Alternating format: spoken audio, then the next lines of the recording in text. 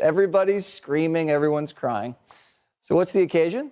Well, Congresswoman Omar got voted off the Foreign Affairs Committee. The question is on adoption of the resolution. Those in favor say aye. Aye. Those in favor say no. No.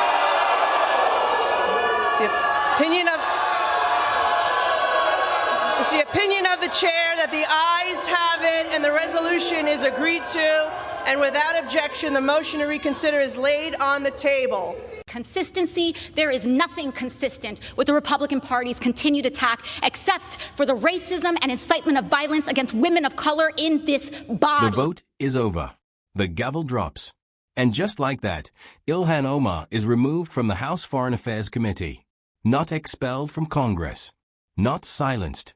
Not banned from voting. Removed from one committee. This moment inside Congress exposed something big. If you want the truth the media won't say out loud, hit like, subscribe to Capital Truthline, and stay with me for the next 2 minutes because what just happened on the House floor has Washington furious.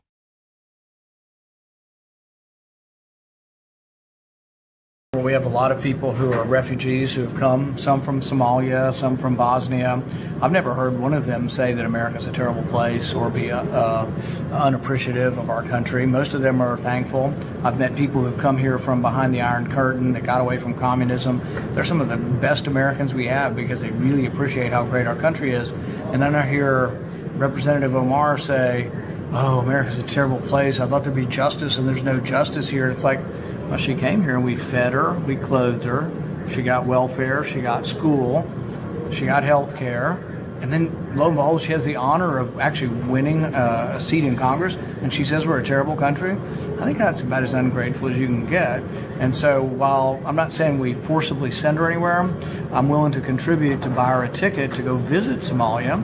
And I think she could look and maybe learn a little bit about the disaster that is Somalia, that has no capitalism, has no God-given rights guaranteed in a constitution, and has about 7 different tribes that have been fighting each other for the last 40 years. And then maybe after she's visited Somalia for a while, she might come back and appreciate America. Good morning, everybody. Steve Dreiskowski, State Representative from Mazeppa. Today we are asking the Federal Internal Revenue Service and the Minnesota Department of Revenue to review the tax filings of U.S. Representative Ilhan Omar on several grounds. I am joined by 9 Minnesota State Representatives in making these requests, and I think there's 6 here today. These representatives include Glenn Gruenhagen of Glencoe, Eric Lucero of Dayton, Shane Mecklin of Clear Lake, Tim Miller of Princeburg, Linda Runbeck of Circle Pines, Cal Barr of East Bethel, John Poston of Lakeshore, Dwayne Quam of Byron, and Jeremy Munson of Lake Crystal. We are making this request on 3 direct grounds. First, Representative Omar improperly and deliberately filed for a tax status for which she was not qualified, an illegal action in both federal and state law. The Minnesota Campaign Finance Board found on June 6th of this year that she illegally used campaign funds to pay a law firm to review her tax records.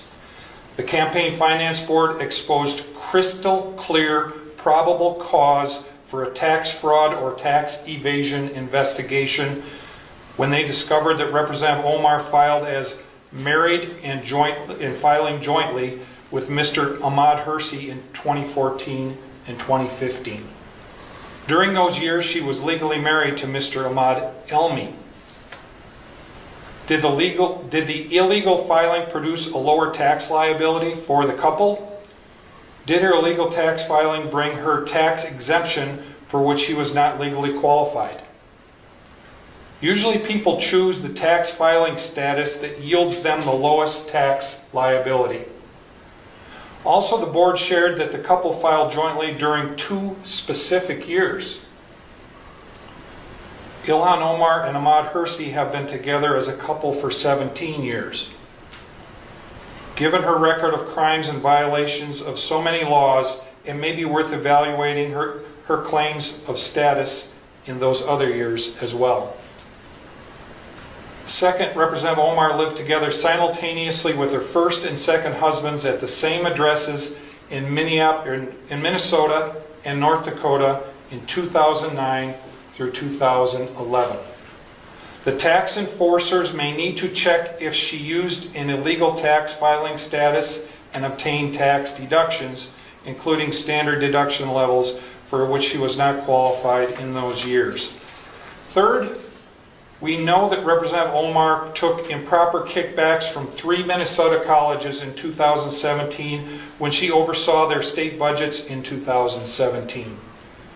Under campaign pressure, she returned those kickbacks in 2018. It is worth checking to see if she reported the kickbacks as income in 2017 or deducted the paybacks as expenses in 2018. 5 grounds for an investigation include corruption in public office and tax evasions on grounds of illegal filing status, improper deductions, concealed income from kickbacks, and improper claims for expenses. We are also aware of Representative Omar's pattern of improper conduct. She has been fined by the Campaign Finance Board for diverting campaign funds for an unpermitted political trip to Orlando. She has been directed to pay back her expenses for uncovered political trips to Boston, New York, Philadelphia, Chicago, Florida, and Washington, D.C. She has been punished for conversion of campaign funds to pay for personal legal and accounting services. She has flouted laws regarding the filing of her personal financial data in a way that distorted the political campaign process. On June 25th, I asked my Congresswoman Angie Craig to launch an investigation into these improprieties. That went nowhere. She said, do it yourself. So on July 23rd, I asked the U.S. House Ethics Committee to investigate Representative Omar. That request is currently being reviewed by the Office of Congressional Ethics. On that same day, I launched OmarTruth.com in an effort to rally Minnesotans and Americans to help bring political pressure to bring about a congressional investigation. After 2 weeks, we have over 44,000 citizens expressing their strong desire to bring about a full investigation, and the list is growing. I will be adding today's request to the facts available on OmarTruth.com. Today, I and 9 other representatives are asking the nonpartisan federal and state tax enforcers to open investigations. We are simply asking them to do their jobs. I had a member of the Republican caucus threaten my life, and you all and the Republican caucus rewarded him with one of the most prestigious committee assignments in this Congress. This is about targeting women of color in the United States of America. Don't tell me, because I didn't get a single apology when my life was threatened. Thank you. Republicans are waging a blatantly Islamophobic and racist attack on Congresswoman Omar. And I've said it before, I will say it again. The white supremacy happening is unbelievable. This is despicable. This is just a bunch of racist gaslighting. Could it be the way that she looks? Time is expired. Could it be her religious practices? This clearly isn't about what Ilhan Omar said as much as who she is. Being a smart, outspoken black woman of a Muslim faith is apparently the issue. The GOP is now doing what it is best at, weaponizing hate against a black, beautiful Muslim woman. They turn Congress into a place of fear-mongering hate. It is so painful to watch who you all are, really. The gentlewoman's time has expired. Omar will not be silenced. The gentlewoman's time has expired. To Congresswoman Omar, I am so sorry, has sis, expired. that our country is failing you today through this chamber. You belong The gentlewoman is no longer. Well, I am Muslim. I am an immigrant, and interestingly, from Africa. But the reaction? Total meltdown inside the chamber. Shouting, accusations, claims of racism, claims of white supremacy. Members yelling over the chair while the decision had already been finalized. Here's the key fact most headlines try to blur. Republicans argued this was about precedent and accountability. They said when Democrats held power, members of their party were removed from committees. Now the majority flipped. And in Washington, power flips come with consequences. House leadership under Kevin McCarthy made it clear this was political payback for what happened when Democrats, led by Nancy Pelosi, removed Republican members from assignments. That's the core of the fight. Not just Omar. Not just one vote. The bigger question is whether Congress has officially entered the era of permanent retaliation politics. Democrats say this was discrimination targeting a Muslim immigrant lawmaker. Republicans say it was accountability for past statements and controversies tied to foreign policy. Two completely different narratives. Same event. And that's why this moment exploded online. Because the scale of the outrage didn't match what actually happened procedurally. Committee assignments change all the time in Congress. But this one touched a political nerve that runs deep in today's America. The real story is what comes next. If this becomes the new normal, every time power flips, committees become weapons. Influence gets stripped. Allies get rewarded. Rivals get sidelined.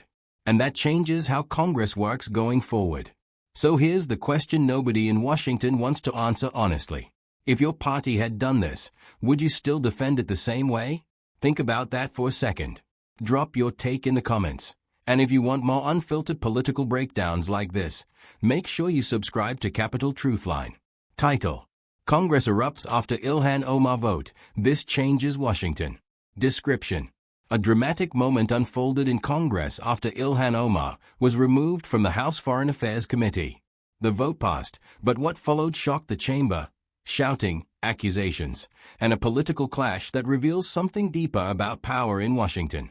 Is this accountability or pure political retaliation? And does this mark the start of permanent payback politics in Congress? Watch the full breakdown and decide for yourself. Subscribe to Capitol Truthline for direct political commentary and analysis.